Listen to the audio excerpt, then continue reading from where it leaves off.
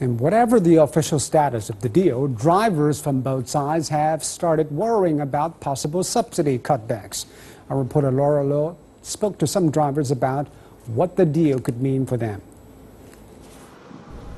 Just days after China legalized online ride-hailing services, DiDi and Uber announced their merger. Taxi drivers like Gao Fujun are the first ones to feel the pinch. They used to be on the top of the industry food chain, but have seen business decrease ever since the emergence of ride-hailing apps. I used to have about 20 transactions each day. Ever since these ride-hailing apps came out, I only have about 15 businesses daily, even if I use Didi Chuxing. He thinks Didi's acquisition of Uber China won't help reduce competition among different types of drivers in this market. Our working hours are longer now, but our income is not as high as before. The merger of the two apps won't benefit us, and pressure from competition is always there. However, the deal does seem to eliminate cutthroat competition between Didi and Uber China.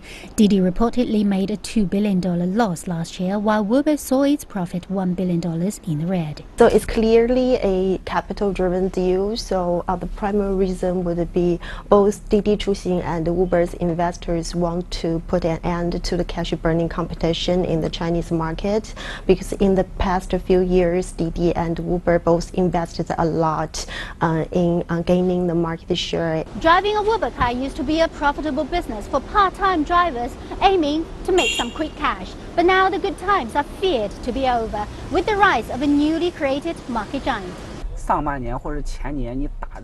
Do you still see any BMW or Mercedes when you order Uber cars?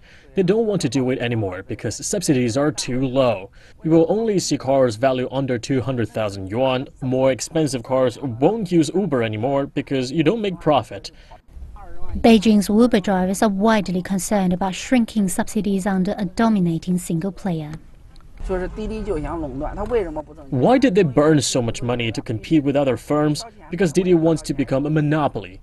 Look at all those smaller firms we had before. They are already driven out of the market. So would the Didi-Uber deal trigger market monopoly concern? We don't see any companies get published by the monopoly regulations, in the anti-monopoly regulations in the past. When Ctrip and China merged, or Youku and Tudo merged, or even Didi and Kuaidi merged, even their market share has passed 50%. We don't see actual punishment happened to those companies.